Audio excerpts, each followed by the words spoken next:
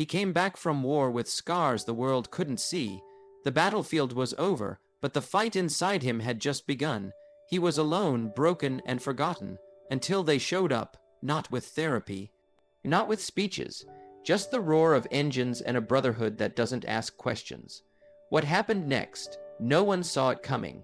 What happens when the world forgets its heroes? What happens when the uniform is folded, the battlefield fades, but the war inside the heart never ends? This isn't a story told on the news.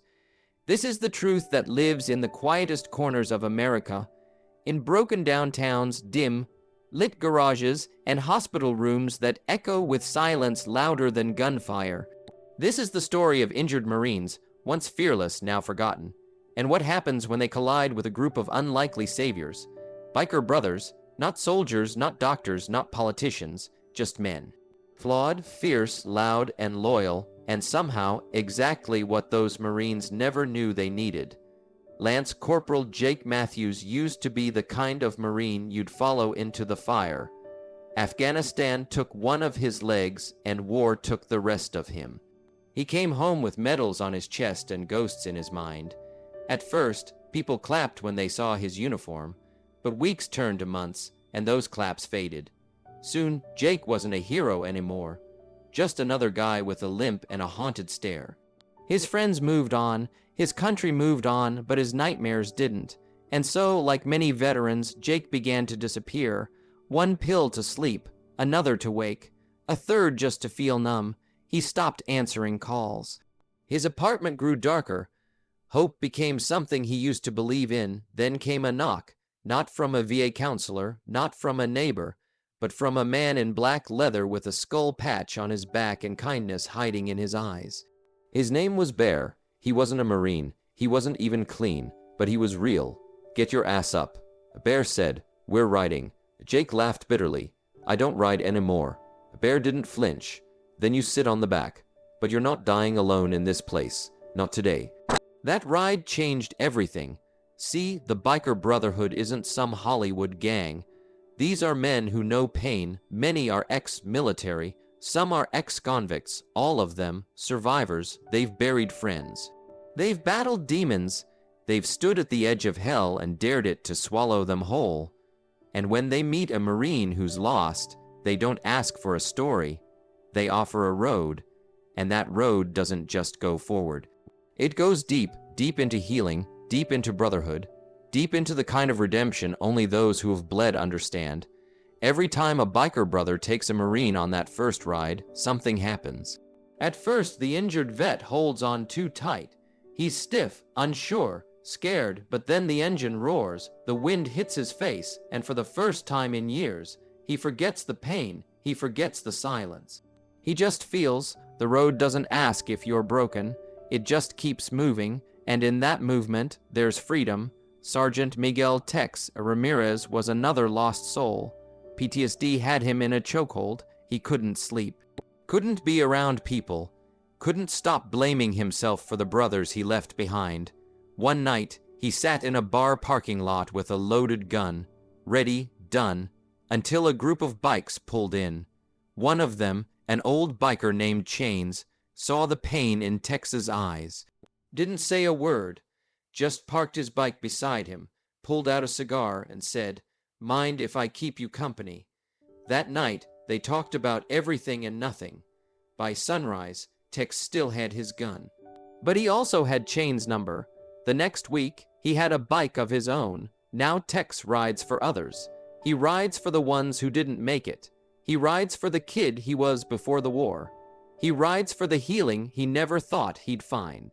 He says riding with the biker brothers saved him in a way therapy never could.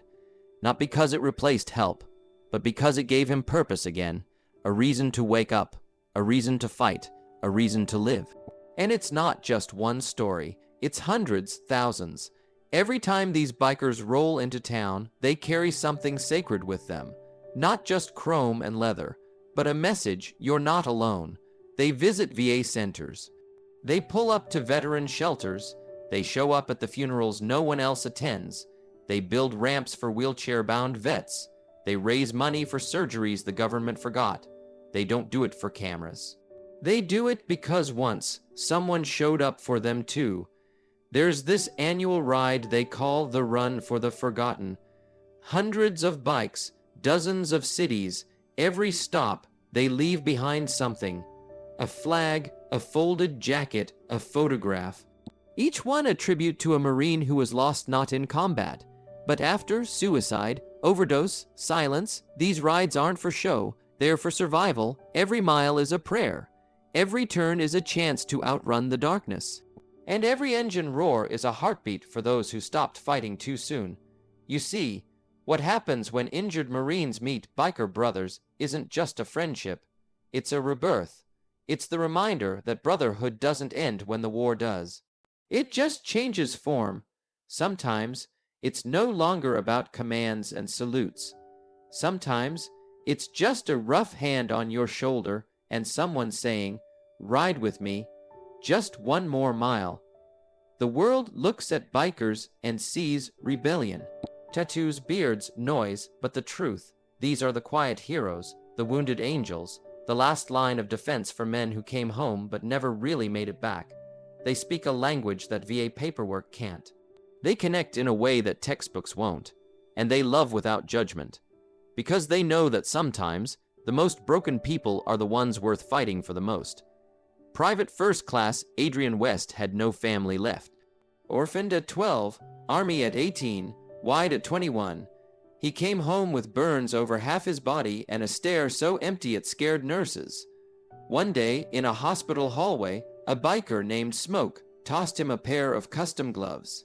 For when you're ready to ride again.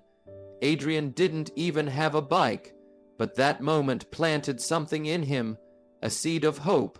Months later, he rolled out of rehab and straight into the arms of the biker brothers. They had already built him a modified trike, black, shining, his name engraved on the side. "You said you'd ride again." Smoke told him, "Time to prove yourself right," and Adrian did. He rides now every week. Not just for himself, but with other burned vets, showing them scars don't end the road, they start it. These stories aren't fairy tales, they're not YouTube dramas, they're real. They're happening right now, in every state, in every city, in every small town where someone still wears a dog tag around their neck, like a memory too heavy to carry alone. What happens when injured Marines meet biker brothers? Healing, rebuilding, believing again, not in the government, not in systems, but in people, in each other. This is your reminder that heroes don't just fight overseas, they fight here on highways, in homes, in hospital rooms, and sometimes they wear denim instead of dress blues. But their mission is just as holy, to make sure no one who gave everything is left with nothing.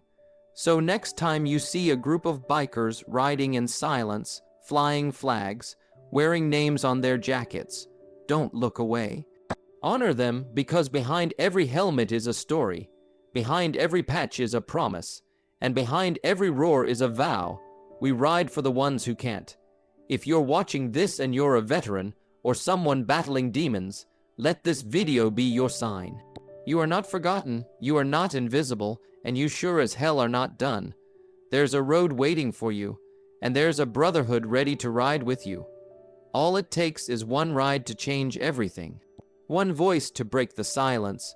One act of brotherhood to bring someone back from the edge. That's what happens when injured Marines meet biker brothers. They don't just survive, they rise. They don't just survive. They ride again with purpose. They rise like thunder across forgotten highways, and they prove mile after mile that some warriors don't need medals, they just need brothers. Because when injured Marines meet biker brothers, they don't just find the road back. They become the road others follow.